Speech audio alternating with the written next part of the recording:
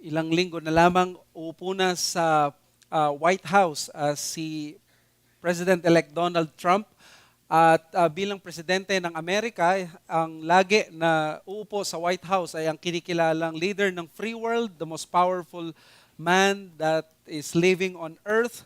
At dahil dyan ay nagkakaroon ng taas na expectation sa isang presidente at ang strength nitong daladala ni Trump ay ang pagbabago sa ekonomiya at mga conservative policies na pinangangalandakan ng Republican Party. At dahil hawak nila ang Senate at ang Congress, ay malakas ang kanilang mataas ang expectation ng bawat isa na mula sa kakaiba na uri ng administrasyon nung nakaraan for the past 4 years, ay magkakaroon ng drastic change. Alam natin, pag nagkakaroon ng pagbabago ng kapangyarihan, marami ang nagbabago sa isang bansa. Dito sa ating matutunghayan ay magkakaroon din ng pagbabago. Hindi ng pagbabago ng taon, kundi yung pagbabago ng disposisyon ng isang alagad ng Diyos. Tama-tama ito sa atin na nasa New Year at bago, marami tayong mga resolution. Gusto natin makarinig ng isang encouraging na salita mula sa Panginoon. Ano kaya ang magandang maidudulot ng mga ganitong pagbabago? Ano ang pwedeng maging pagbabago na gagawin natin? At bilang isang lingkod ng Diyos at mananampalataya, siguro iniisip mo, ano kaya ang isang magandang resolution or change na gagawin mo sa iyong buhay? Well, gusto kong i-encourage ka na consider mo ang ginawang pagbabago nitong si Jacob. Mula sa 10 taon na paninirahan at pamumuhay na ini-ignore ang kalooban ng Diyos, dumating sa point, sa Genesis 35, ay biglang kinausap siya ng Panginoon at ang sabi ng Panginoon, it's time to go to Bethel. It's time to follow me. Let me read to you the inspired, inerrant, infallible word of God, Genesis 35 verses 1 to 29. Hear the word of God. God said to Jacob, arise, go up to Bethel and dwell there. Make an altar there to the God who appeared to you when you fled from your brother Esau. So Jacob said to his household and to all who were with him, put away the foreign gods that are among you and purify yourselves and change your garments. Then let us arise and go up to Bethel, so that I may make there an altar to the God who answers me in the day of my distress, and has been with me wherever I have gone. So they gave to Jacob all the foreign gods that they had, and the rings that were in their ears. Jacob hid them under the terebinth tree that was near Shechem. And as they journeyed, a terror from God fell upon the cities that were around them, so that they did not pursue the sons of Jacob. And Jacob came to Luz, that is Bethel, which is in the land of Canaan, he and all the people who were with him. And there he built an altar and called the place El Bethel, because there God had revealed himself to him where he fled from his brother. And Deborah, Rebekah's nurse, died, and she was buried under an oak below Bethel, and he called its name Alon Bakuth. God appeared to Jacob again when he came to Padan Aram and blessed him, and God said to him, your name is Jacob, no longer shall your name be called Jacob, but Israel shall be your name. So he called his name Israel, and God said to him, I am God Almighty, El Shaddai. Be fruitful and multiply. A nation and a company of nations shall come from you, and kings shall come from your own body. The land that I gave to Abraham and Isaac I will give to you, and I will give the land to your offspring after you. Then God went up from him in the place when he had spoken with him, and Jacob set up a pillar in the place where he had spoken with him, a pillar of stone. He poured out a drink offering on it and poured oil on it.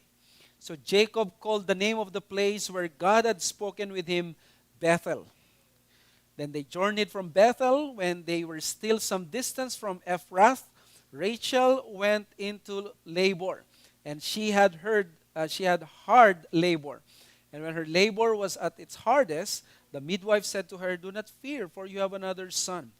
And as her soul was departing, for she was dying, she called his name Benoni, with what his father called him Benjamin. So Rachel died, and she was buried on the way to Ephrath, that is Bethlehem. And Jacob set up a pillar over her tomb. This it is the pillar of Rachel's tomb, which is there to this day. Israel journeyed on and pitched his tent beyond the tower of Eder. While Israel lived in that land, Reuben went and lay with Bilhah, his father's concubine, and Israel heard of it. Now the sons of Jacob were 12, the sons of Leah, Reuben, Jacob's firstborn, Simeon, Levi, Judah, Issachar, and Zebulun. The sons of Rachel, Joseph and Benjamin. The sons of Bilhah, Rachel's servant, Dan and Naphtali.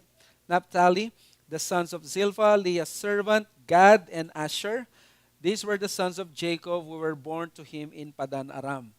And Jacob came to his father Isaac at Mamre, or Kiryat Arba, that is Hebron, where Abraham and Isaac had sojourned.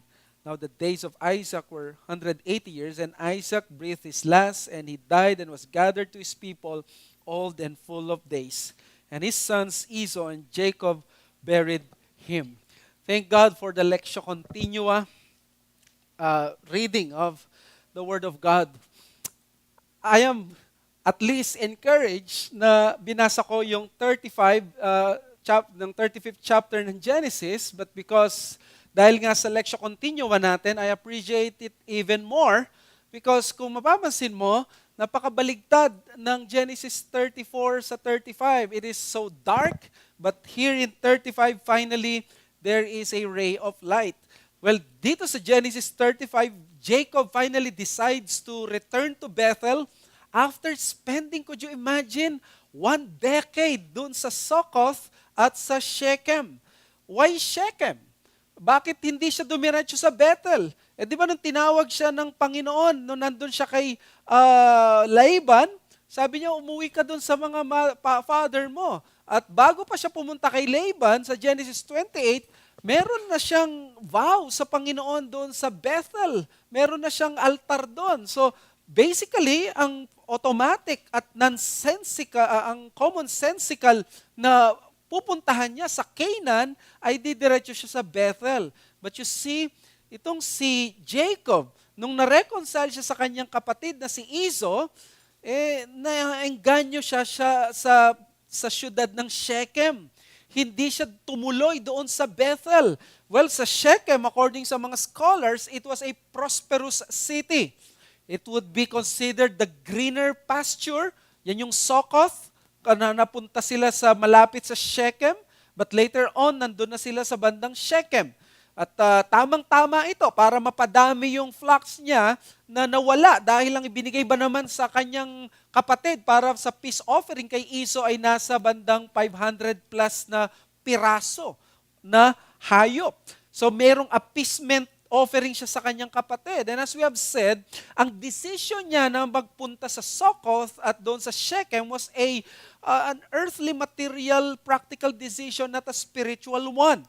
And Jacob paid the price so dearly in this personal lapse ng pananampalataya and cautiously disregarding the command of God na pumunta sa Bethel. Anong nangyari? Alam nyo, katulad siya ni Lot ng Genesis 13 na namuhay siya malapit sa tents ng Sodom. Very careful ang Genesis author na banggitin niya na malapit siya sa Sodom. Ito namang si Jacob, ganun din ang ginawa ng narrator natin. Binanggit niya na nung nandun sila sa Succoth, si Dinah, yung kapatid niya, namasyal siya mag-isa doon sa Shechem, which is in Hebrew, parang siya mismo ay pumunta doon para may intensyon na magkasala. So, tulad nitong si Lot, naging ganito ang ginawa ni Jacob, in-expose niya, hindi lang yung kanyang pamilya. Let us see this as a covenant family. They are in the pagan city of Shechem, and here sa Genesis 34 sa Shechem, mangyayari yung magiging darkest page ng buhay nitong si Jacob. Bakit? Dahil ang kanyang one and only daughter ay ma-desolate, gagahasain siya. The Holy Covenant sign of circumcision ay babastusin na itong dalawang magkapatid gagamitin for their nefarious intention. Magkakaroon ng circumcision itong mga kalalakihan sa Shechem para lamang pag sila hindi na makakilos habang nagpapagaling ay papatayin pala sila. So they became murderers. There was this massacre of the Shechemites sa kamay ng dalawang anak nitong si Jacob. At dito nakita natin sa Genesis 28:19 to 22, tinawag niya yung lugar ng Luz as Bethel, at doon sabi niya, kapag ang Panginoon ginawa niya ito, may vow ako sa Kanya, babalik ako dito, mag-o-offer ako ng tithes ko, sasambahin ko siya, I will set up a pillar. Kailan nangyari yon? 30 years ago. 20 years siya naglingkod kay uncle and father-in-law na si Laban. And then 10 years din siya dito sa Succoth, Shechem area. So, umabot ng 10 taon si Jacob na namuhay sa kanyang sariling diskarte. Imagine the laxity of this servant of God. Bangungot talaga ang buhay na umalis sa kalooban ng Diyos. At hindi lang ikaw ang magsasuffer kapag ganon. Nakita natin kay Jacob, pati yung mga nasa paligid niya ay nagdusa. So this is the use of Genesis 35. Ang use ng Genesis 35 para ipakita in contrast ang dalawang bagay kay Jacob. First, ang pagbabalik loob niya sa Panginoon to have a fresh start, to have a new year sa kanya after this 10-year long spiritual drought. And secondly, gusto rin ipakita ng Genesis 35, kung mapapansin nyo, binanggit dyan yung kasalanan ni Reuben, nandyan yung kamatayan ni Rachel, nandyan yung kamatayan ni Isaac, ni Deborah. Lahat ng yan ipakita yung hindi matatakasang bunga ng realidad ng kasalanan dito sa mga lingkod ng Diyos. So, this Genesis 35 or this chapter is telling us of the untold pain and suffering na dahil sa kasalanan. Therefore, Genesis 35 is the chapter of new beginnings, but with the sting of the residual of sin. Ito ay fitting reality. Hindi lamang kina Jacob, kundi sa buhay ng bawat pilgrim ng Panginoon ngayon. Both in the Old and New Covenants. No matter how great our mistakes were, no matter how many bad decisions na ginawa natin, and no matter how long, kahit 10 years ka pa na nabubuhay na nagwawallow in the mire of sin, kahit gaano katagal, ang sinasabi ng Genesis 35, Bethel is still the place for you. It is always the right thing to do to go back to that place where God wants you to be. That place na sinabi niyang puntahan mo, at yun ang dapat mong gawin. Well, Bethel is the house of God. And there, the house of God, doon dapat makikita ang mananampalataya worshiping God dahil doon tinatawag siya ng Panginoon. It is the place for those saints who have lost their way and wants another fresh start. It's time to go to Bethel. Yan ang napakaganda na resolution sana natin. If there is one thing na dapat kong i-apply ngayon is, dapat bumalik ako doon sa kalooban ng Diyos. Nasaan ba ako ngayon? Doon ba ako sa kalooban ng Diyos na gusto niyang mangyari sa buhay ko? And of course, if we will try to have an application of this, is yung Bethel, it represents nandun yung presence ng Diyos. And in the New Covenant, mas naging glorious ito because the house of God in the New Covenant is none other than the body of the Lord Jesus Christ, the church. At dito makikita natin na ito ang at the end of the day, ang kalooban ng Diyos sa lahat ng mga na kay Hesukristo. Here is our practical message this morning. The house of God remains the place to go for every saint who has lost his way.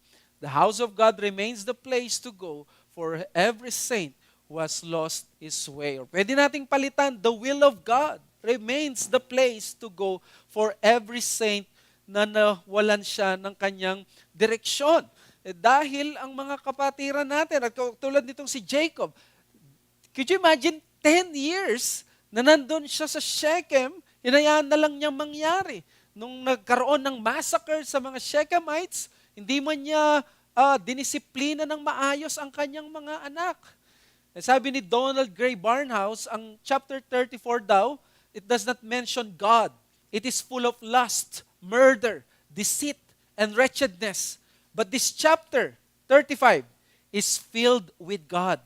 His name appears 10 times, plus once as God Almighty, El Shaddai, plus 11 times the names Bethel and Israel. The contrast is striking, as it always must be in the life of a believer, living out of the will of God, and again, when He returns to the will of God. Ito palang Genesis 34 and 35, kwento ng paglayo sa kalooban ng Diyos at yung pagbabalik sa kalooban ng Diyos. Ang Genesis 35 ay maraming individual units. Pwede mo nga daw i-preach yung patungkol lamang sa pagbabalik niya sa Bethel, ang pagkukomisyon muli ng Panginoon sa kanya, ni-remind niya yung promises. And then pati yung kamatayan ni Rachel, napaka-importante nun. Hanggang ngayon, sineselebrate ng mga Hudyo ang kamatayan ni Rachel doon sa Ephrath or Bethlehem ngayon. Hanggang ngayon, nandoon ang kanyang puntod. Pwede mong ipangaral din yung nangyari kay Reuben, yung nangyari sa mga anak niya na nagkawatak-watak sila. Pero, ang magandang approach dito ay tingnan natin siya as buo dahil yun ang inintend ng author. Pinagsama ito sa isang kwento para makita natin ano nga ba ang may expect ng isang pilgrim kapag siya'y bumalik sa kalooban ng Diyos. Sabi ni Robert Alter, isang napakagaling na expert sa Genesis, ang tawag niya dito mga miscellaneous notices. Yung si Jacob at ang kanyang household. Sabi naman ni R. Kent Hughes, ito yung para sa kanya residuals. Ito yung remaining sins at consequences ng buhay ni Jacob sa Genesis 34, pero dito aangat pa yan sa Genesis 35. So, mga kapatid, mas maganda tingnan natin ito ng isang buo at makikita natin ang narrator, pinagsamang lahat ng stories na ito para tingnan natin bilang isang unit na nakatali sa panawagan ng Diyos kay Jacob na pumunta sa Bethel at doon manirahan at magiging mabuting katiwala ng covenant ng Diyos. At may dalawa tayo na makikitang lessons dito quickly that we can expect when believers finally decide to be in the will of God. Ano matatagpuan natin if we decide to be in Bethel? If we decide to return to the will of God? Ano yung pwede nating matutunan dito sa buhay ni Jacob? Number 1, there was this necessity of consecration, and number 2, the reality of correction. Sa unang kalahati ng passage, makikita natin yung necessity ng consecration. God graciously called Jacob to go to Bethel after a decade of spiritual stupor and nightmarish experiences in Shechem. Alam niyo, dapat nating makita yung pagtatambal na yon. Yung pagtatambal na nightmarish ang Shechem at yung spiritual stupor niya. Banggitin ko uli. Sa Shechem nangyari na nagahasa ang anak niya. Yung circumcision maliciously ginamit ng mga anak niyang masasama. At doon yung dalawa niyang anak nagkaroon ng killing spree. Minasakar nila ang mga kalalakihan. At yung pamilya niya naging stench sa lupain doon sa Middle East. Narinig nila ganito pala yung ginawa ni Jacob at ang kanyang mga anak. Kaya napaka-negatibo at kinabahan nga si Jacob. Ano tong ginawa niyo? Pwede tayong pagtulungan ng mga hari at ng mga nations dito sa ginawa nyo at gantihan tayo. So therefore, nandun yung humbling experiences. But such tragic and embarrassing events doon sa buhay ni Jacob, pinrepair lang pala siya ng Diyos para mag-humble down. Yung kapagbagsak niya sa Shechem ay paraan ng Panginoon para tanggapin niya yung pagtatama niyang Diyos after 10 years. Alam niyo ba yung sa verse 1, arise, go up? Pag nababasa niyo yung arise, go up na yan, usually may religious connotation yan. Pag sinabing arise, go up, hindi ka lang pupunta doon. Pupunta ka bilang isang pilgrim. May pilgrimahe na mag-culminate sa pag-e-erect ng altar sa Bethel. So what we're seeing here is a special commission kay Jacob. Jacob, punta ka doon, mag-worship ka, pumunta ka doon at gawin mo yung aking sinasabi. This is not just a parang decision na gusto lang ng Panginoon na pumunta doon at maging komportable si Jacob. That's the intentional act for the place na very special sa Canaanite idolatrous worship. Doon kasi sa Bethel, nandun yung sentro ng pagsamba ng mga Canaanites.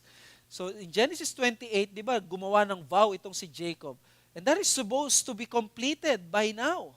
Sabi sa verse 1, make an altar there to God who appeared to you when you fled from brother Esau.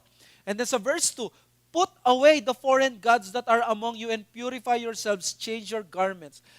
Bakit kailangan ito? Bakit kailangan nilang i-purify ang sarili nila at i-change yung garments bago sila pumunta ng Bethel? Parang Sodom ito. Nabuhay sila, nakasama nila itong mga unbelievers, they were defiled, they were contaminated sa kasalanan nila. And understanding this, si Jacob, ginamit niya yung Old Testament language of being cleansed and fitted for God's presence and God's work. Kaya sabi niya, purify yourselves and change your garments. Siyempre, pagdating sa New Covenant, alam natin, this is the language of repentance at pagbabago ng Panginoong Yesus sa mga tao makasalanan.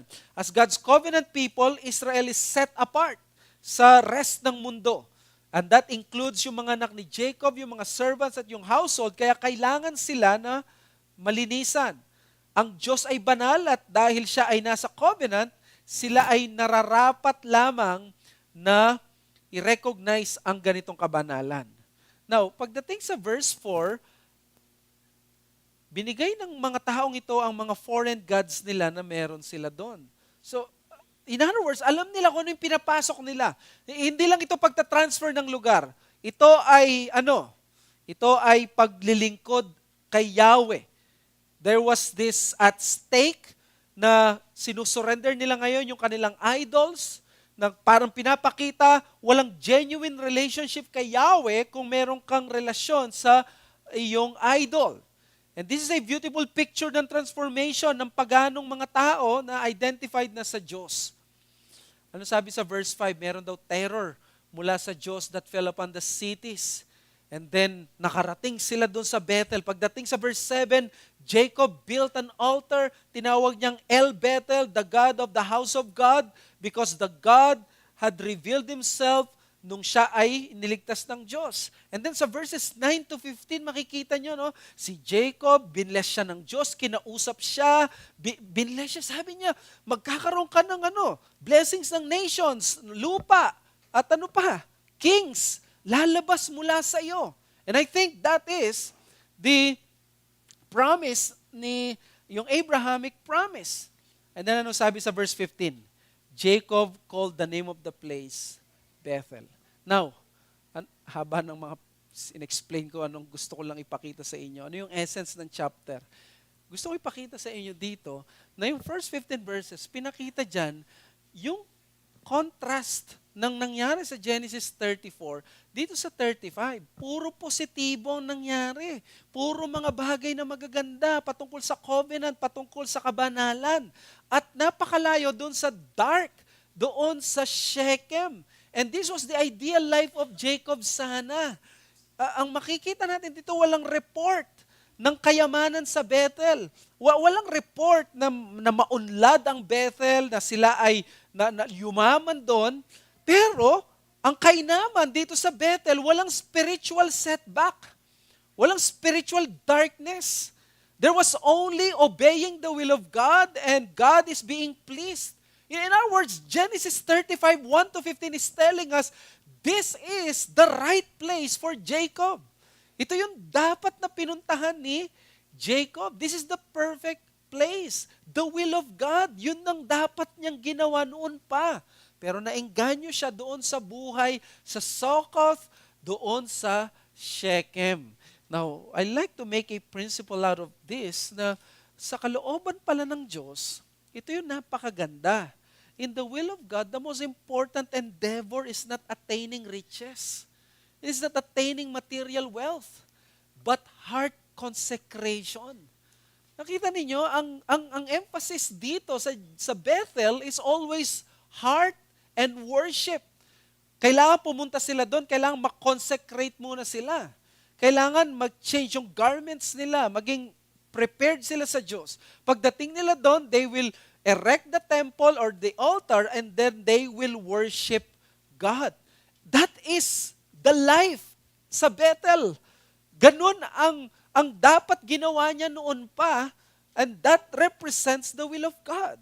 Ang most important endeavor doon sa kalooban ng Diyos, hindi yung personal na achievement at yung pagyaman. It is always the heart consecration, the consecration of the heart. In Bethel, the currency is not peso or dollars or the multiplying of the flock or anything about social and financial status. Well, don't get me wrong, inordain ng Diyos ang work. We need to work at ang wealth ay blessing in the hands of God kung ito ay gagamitin sa tamang paraan. But having said that, hindi ito ang pinaka-concern sa Bethel. Sa tahanan ng Diyos at sa anumang lugar na kalooban ng Diyos, hindi ang kalagayang pisikal ang nais puntiryahin ng Panginoon lagi, kundi ang puso. Ang lagi niyang iniisip at una at mahalaga sa Kanya ay ang puso. That's what Bethel does, and that's what Bethel can give to you. Look at Jacob at Shechem and in Succoth. 10 long years outside the will of God. Nag-enjoy siya sa isang dekada na pag-i-ignore ng perfect will ng Diyos sa kanya. But where did that lead him? Saan napunta? Nagkaroon ba siya ng power as a family? Yes, naging powerful ang family niya sa Shechem. Nagkaroon ba sila ng riches in the city? Yes, naging mayaman siyang pamilya. Nagkaroon ba siya ng large flock? Yes, nagkaroon. But look, gamitin mo ang spiritual lens doon sa Shechem. At sasabihin mo ba magiging successful si Jacob sa Shechem while napakaganda na nangyari sa kanya materially and physically? No. It was in Shechem na na-rape ang kanyang anak. It was in Shechem na naging murderers, mass murderers ang dalawa niyang anak. At lahat ng mga makikita nating mangyayari ngayon kay Jacob at sa kanyang family, nagsimula na doon sa Shechem. Hindi mo na makikitang magiging matino ang pamilyang ito. Isang araw, ang mga pamilyang ito, mag-aaway silang magkakapatid. Paplanuin na nilang patayin ang kanilang kapatid. Yung iba, paplanuin nila na ibenta na lang yung kapatid na ito. Lahat ng ito nagsimula dito sa pagkakataong ito. Ang tatay na si Jacob, nawalan siya ng leadership. Ang banal na bagay ng circumcision, binalahura. Ganito ang nangyari. And this was the start of the decline of the authority of the father sa kanyang mga anak. Mula dito, downward spiral na. At sasabihin mo, ito ba yung tagumpay? Compared to Bethel, nung andun sila, may pagyamang nabanggit. Sa Genesis 35, there was no mention na sila yumaman. Wala kang makikita na power na na-forge with the heathen. They were identified as Israel lamang. Hindi rin dumami ang kayamanan at yung flock nila, at least walang na-report, walang nabanggit. Bakit? Because in Bethel, the currency is not money or power. It is always heart and worship. Relasyon at katayuan sa Diyos at katayuan ng puso. Wala ngang advancement sa material, pero naging payapa si Jacob. Here, he had peace. He had peace emotionally, mentally, and spiritually. Here in Bethel was the right place to go. Dito sa kalooban ng Diyos, nandun ang better life nitong si Jacob, nandun ang better choice, and the better place to be. Ang sinasabi kong challenge is, do not exchange itong peace at yung heart consecration. Hindi ito naranasan sa Shechem, yung pag-change ng garment. Hindi naranasan sa Shechem yung pag-purify.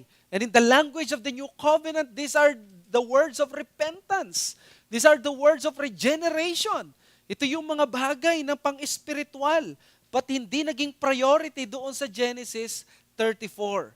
Let me just clarify that for sure, to have success does not necessarily mean being outside the perfect will of God. Maraming mga successful na tao na nasa kalooban ng Diyos. So don't get me wrong doon sa bagay na yon. But it does say na ang tamis at yung nakakatakam na pangako ng mundong ito ay madalas mapanganib sa iyong kaluluwa. At ang siming na hirap sa paglalakbay sa Bethel o sa anumang kalooban ng Diyos ay tila mahirap, pero at tira walang tagumpay, pero makukuha mo sa dalawang lugar na ito, ano? Merong isang Hebrew scholar ng pangalan niya, commentator, si Nahum Sarna. Lagi itong kinoconsult ng mga commentators ng Genesis. I think Nahum Sarna ay isang Hebrew or Jewish commentator. Sabi niya, Genesis 34 is dominated by the theme of defilement, while Genesis 35 opens with the subject of purification. Napakaganda. Ang theme daw ng Genesis 34 ay defilement. Na-defile si Dinah, na-defile yung circumcision, na-defile yung mga anak ni Jacob, na-defile silang lahat. Anong gusto kong gawing challenge? If Genesis 34 is about defilement, magandang gawin nating itong word kung talagang nasa kalooban ka ng Diyos. Are you in the will of God sa iyong buhay ngayon? How do I know, Pastor? Or just ask this. Is your present work defiles your soul? Or is your present relationship defiles your soul? Hindi natin malalaman kaagad, kalooban ba ng Diyos ang trabaho na yan? Kalooban ba ng Diyos ang relasyon na yan? Maaring legitimate ang relationship mo bilang boyfriend or girlfriend or sa fiancé mo, but the question is, does that relationship defile your soul? Kung dinidefile niya yung soul mo, hindi ka na purify. You're not in the will of God. At ang panawagan sa iyo ng Panginoon, go to Bethel. Tumakbo ka. Doon ang kalooban ng Diyos. Ano man ang meron ka ngayon, baka may trabaho ka, pero napupwersa ka namang gumawa ng kasamaan. Does it defile your heart? Does it violate your conscience? Inaalis ka niya ba sa kalooban ng Diyos? Marahil masaya, masagana ang sweldo, malaki ang mga natatanggap mo, but ito yung bagay na alam mo that what you are toying right now is what will drag your soul into the abyss of sin. Alam niyo, ang perfect will of God dito ay Bethel. And always sa Bible, they were always looking for that place where the presence of God resides. Ang altar na ito, dito mananahan ng presensya ng Diyos. Bethel, the house of God, dito makikipag-usap ang Diyos. At dumating yung panahon nung sila ay pinalaya sa Egypt, nagkaroon sila ng tabernacle. Ang tabernacle na yon pinalitan ng templo. At nung yung templo na itayo, dumating ang isang tao, lalaking, sabi niya, ay gibain nyo ang templong ito and in 3 days I will build it up once again. I-erect niya. And what he was talking about ay ang kanyang katawan. Therefore, Bethel was fulfilled in walang iba kundi sa katawan at doon sa persona ng Panginoong Hesus. So that we can be sure right now na ang perfect will of God ay ang Panginoong Hesus. Ang Panginoong Hesus ang siyang pinakasusundin mo. Siya ang pinakapupuntahan mo. Ang Panginoong Hesus, siya ang magiging halimbawa ng ating obedience. In fact, ang Genesis 35, it is so filled with Christ. Paano ko nalaman? Nakita ninyo, sabi niya doon na doon sa iyong magiging mga anak, ikaw ay magkakaroon ng mga nations, ng mga ganito. Sabi niya, lalabas sa iyong mga hari. Ang inintay nilang hari ay ang Panginoong Jesus. Kaya masasabi natin, paano ko malalaman ang kalooban ng Diyos? Ay, hindi ka na mahihirapan malaman ang kalooban ng Diyos. Pupunta ka at dadaan ka doon sa kalooban ng Panginoong Jesus. Dadaan ka doon sa Kanya. Doon mo malalaman ang kalooban ng Diyos. Kapag nandun ka kay Kristo, ginagawa mo ang kalooban ng Diyos. Kapag nalulugod mo si Kristo, nalulugod mo ang Diyos. Napakagandang tingnan na ang Panginoong Yesus mismo, sumunod siya sa kanyang Ama, sa kalendaryo ng kanyang Ama. Hindi niya ito iniwan. Marahil nasa isang lugar ka ngayon na hindi mo alam kung ano nangyayari sa iyo. Baka ikaw ay marami kang resolutions this 2025. Pero naisip mo bang resolution ay it's time for you to go back where you will be spiritually nourished, where you will be spiritually used. Mas magagamit ka spiritually, where you will be glorifying God the more. Dito sana sa atin this January, we are creatures of time. Magandang simula ito. Ang magandang simula mo ay pag-uwi mo, sanayin mo sarili mo, magbasa ka muli ng mga libro na makakatulong sa iyo, sa kaluluwa mo. Magkaroon ka ng isang libro ng isang buwan, 12 na agad yan by the end of the year. Pag nagbasa ka ng Biblia, nanalangin ka, naglaan ka ng 15 minutes. 15 minutes lamang ng morning mo, marami kang matututunan. Mapapalapit ka sa Diyos. Sabi ni John Piper, after lunch, maglaan ka lang daw ng 15 minutes, basahin mo yung Institutes of Christian Religion ni John Calvin for some time or isang taon or 2 taon, matatapos mo na yung libro na yun na napakakapal. So therefore, nasan ka ngayon? May mga activity ka ba na mukhang hindi sinful pero it defiles your soul? Nagiging lethargic ang kaluluwa mo. O baka hindi ka na umiiyak sa iyong salita ng Diyos na naririnig mo. Panalangin mong basagin ng Panginoon ang puso mo. Kahit saan, consecration, holiness, this is the way. And number 2, the reality of correction sa verses 16 to 29. Alam nyo, in Bethel, pinakita dito yung reality. Kahit pala sumunod ka sa kalooban ng Diyos, pumunta ka sa Bethel, nandun yung reality ng fallen humanity at sinful consequences. Sumunod kay Jacob. Makita nyo dyan yung endurance niya sa reality of pain. Yung pinakamamahal niyang babae, 4 ba naman yun? No? Si Bilhah, Silpah, Leah, Rachel. Ang pinakamamahal niya, yun pa yung kinuha ng Panginoon. Noong nanganak siya, pinangalan Benoni, pero nasa right mind yung tatay, pinangalan Benjamin. Di ba? Right hand. So, magiging special ka. At yun nga ang nangyari doon. Pero makita nyo, 3 yung deaths dyan eh. Hindi lang si Rachel, si Deborah, at saka yung nurse ni Rachel, at si Isaac. Pinapakita dito, this is the death of the old generation. There is a new generation coming. Pinapakita Genesis 35, this is the last chapter of Jacob. Ang Jacob cycle ay nagsimula sa Genesis 25, matatapos sa Genesis 35. Genesis 36, panibago na yan, mapupunta na sa, marerelegate na si Jacob sa shadows, ang pupunta na dyan ay ang mga anak niya. Diyan na papasok si Joseph. So therefore, pagpapalit na ng guard dito. Pero ang pinaka nakakatakot dito, yung Genesis 35 verse 22. Nang sabi doon, si Reuben ay went and lay with Bilhah, his father's concubine. Si Bilhah, ito yung nurse or ito yung maid ni Rachel. At sabi ng mga scholars, si Reuben, power trip ang nangyari dito, hindi lang basta sexual temptation. Talagang sinikap ni Reuben na gawin ito, it is because alam natin for many years nakita ni Reuben kung paano na nirelegate ang kanyang nanay, si Leah, sa hindi magandang posisyon at ang favoritism ay si Rachel.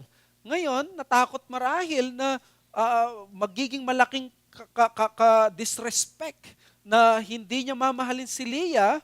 Ang gagawin ay doon si Bilhah, at least baka biglang doon mabaling yung atensyon ni Jacob doon kay Bilhah na siyang kanang kamay ni Rachel.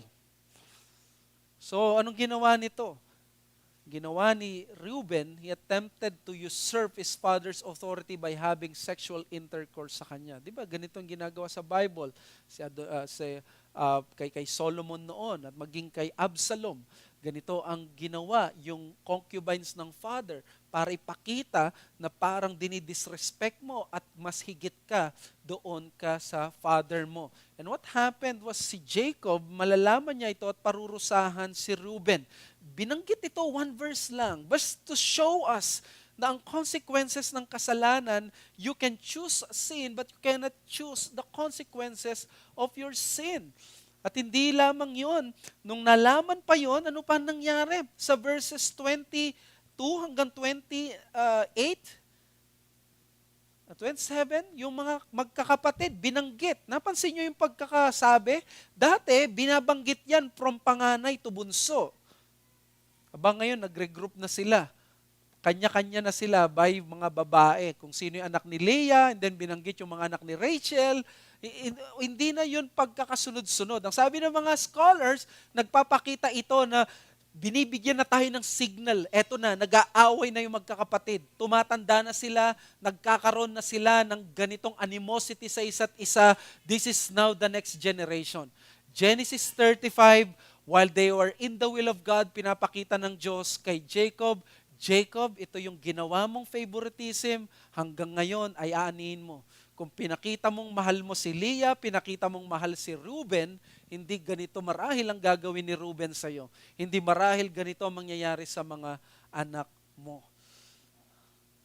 Genesis 35, in the will of God, there is one element that we need to know.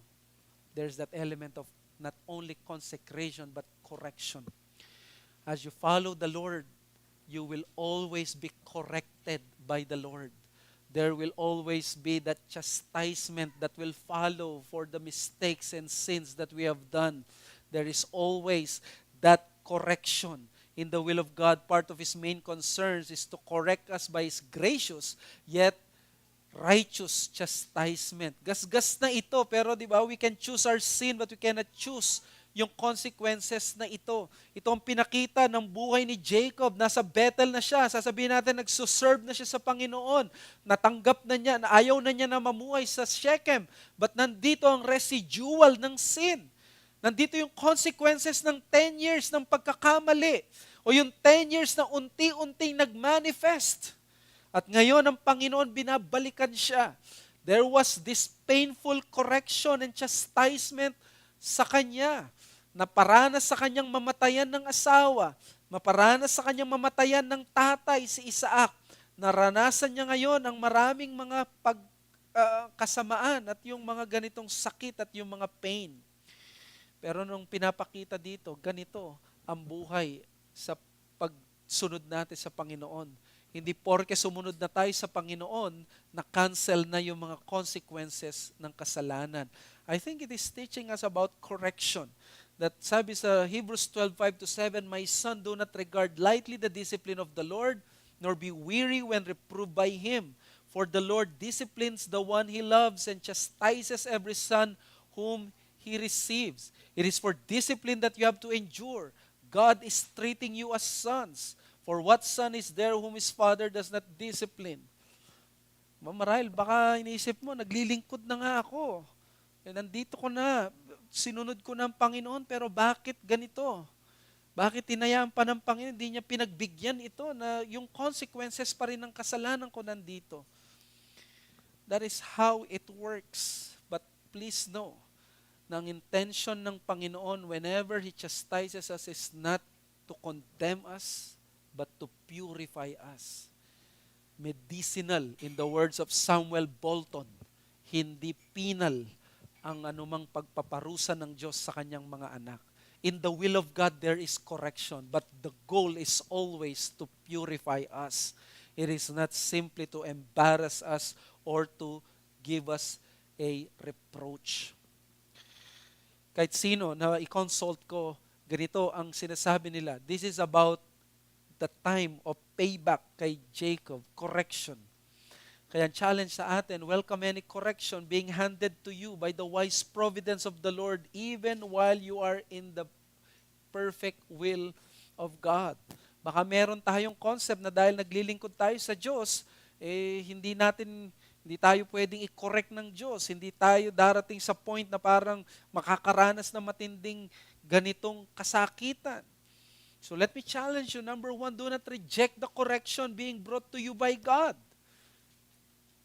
Itong paghihirap na nararanasan ni Jacob, kasama ito sa pagtatama ng Panginoon sa kanya for his 10 years na nawala siya sa kalooban ng Diyos.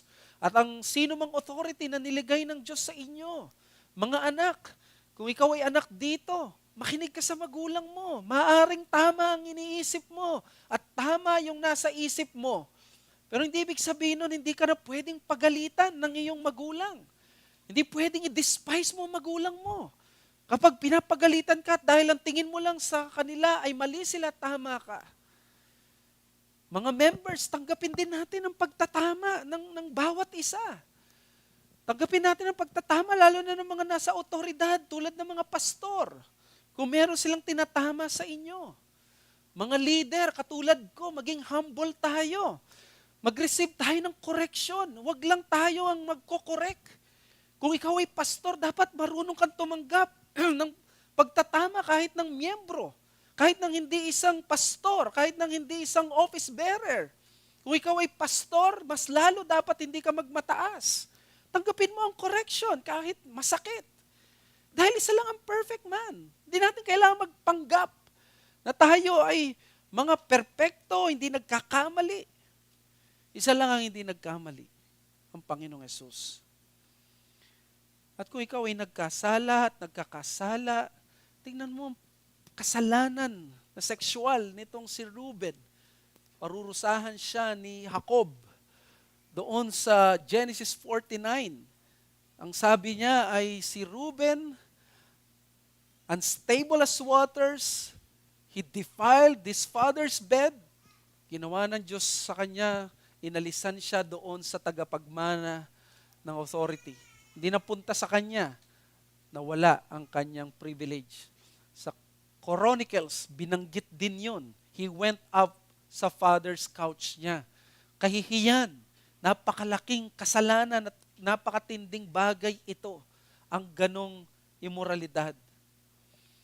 Kaya kung ikaw ay nasa kasalanan, nagkakasala ngayon, o kaya naman, ay ba ang kasalanang inaatupag mo, di ba't panahon para pumunta ka sa Bethel? Sasabihin mo siguro, matagal na ako dito, 5 years na, 10 years na, nasanay na ako dito, anong gagawin ko, anong biyaya na kailangan ko? Well, paano mo tatanggapin ang correction ng Diyos at ang suffering sa kalooban ng Diyos? Meron akong solusyon. Alam mo ba ang Panginoong Hesus natin, wala siyang kasalanan, pero tinanggap niya. Tinanggap niya yung suffering at pinasan niya yung consequences ng kasalanan natin. Hindi siya nagkasala pero pinasan niya. Paano natin i-escape ito? Sabi sa Isaiah 53:6, all we like sheep have gone astray. We have turned everyone to his own way, and the Lord has laid on him the iniquity of us all. Habang ikaw punong-puno ng kasalanan, tanggi ka ng tanggi sa correction ng Lord. Tanggi ka ng tanggi sa consequences without humility. Here is the Lord Jesus Christ, walang kasalanan, pero tinanggap niyang buo ang consequences ng kasalanan mo. Yung consequences na daming sa impyerno. Paano hindi tayo ma-humble down? Paano hindi natin kayang tanggapin? O nawa yung biyaya ng Diyos ay sumama sa atin at katulad ni Jesucristo na siyang hari na hinihintay doon sa Bethlehem na binanggit kanina, pero siya ang pumasan sa kasalanan at sa consequences ng kasalanan mo. Ang magandang balita, gracious ang Panginoon. Hindi lahat ng consequences ng kasalanan ipaparanas sa iyo. Ang pinakamatinding consequences ng kasalanan, pinapasan na niya kay Kristo sa krus ng Kalbaryo. Kung ikaw ay na kay Kristo, ikaw ay binayayaan ng ganong pagpapala ng Panginoon. Sana mas lalo mong mahalin itong Kristo na ito. Sana mas ma-humble down kang tumanggap ng correction.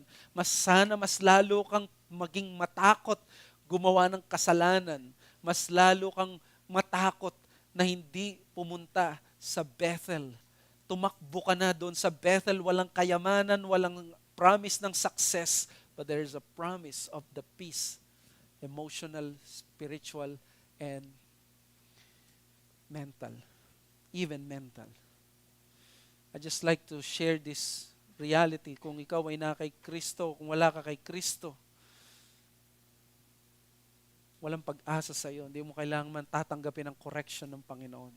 Hindi ka mapupurify. Si Christ ang magko-correct sa iyo, ang magliligtas. Siya ang sumalo sa lahat ng puot ng Diyos.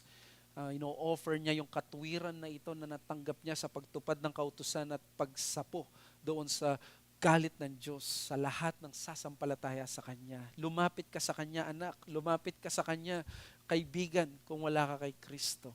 At matakot ka sa consequences ng kasalanan na kay Kristo, pero may mga ilan na ipaparanas sa atin.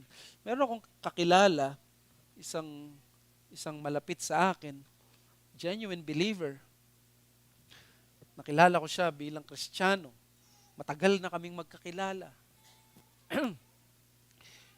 Ang problema, nung siya ay nasa kanyang kahinaan, siya ay nagkasala, nag-commit ng unequal yoking sa isang unbeliever. At nakita ko ang buhay na for almost 10 years, like si Jacob, nawala sa perfect will ng Diyos. One day, bigla siyang nag-decide na bumalik sa Panginoon. He came back kasama ang buong family niya. But the problem is, kahit naglingkod na ang buong pamilya niya, later on, those residue ng mga wrong decisions, nagbunga. And his family was broken. And every time na makausap ko ang taong ito, ay lagi niyang iniisip yung mga ganong pagkakamali niya in the past. Paano ka makakalusot dito? Ang kasalanan mo, yung past, lahat ng ganito. Or you cannot change the past. You can have that future sa Panginoong Yesus. Whenever you see Him, na siya ang kumuha ng mga kasalanan mo. At doon ka lang magkakaroon ng hope. Hindi ka matatakot na lagi parang may multo naghahabol sa iyo. O yung mga ganitong concept. It is not the Christian view. The Christian view is the future is as bright as the promises of God.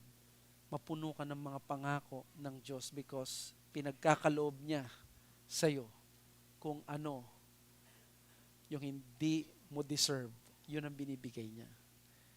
Isa sa pinagpipray ko minsan sa mga ibang tao is that these people who have received so much mercies from the Lord, may they also become merciful sa mga ibang tao. Because that is my prayer.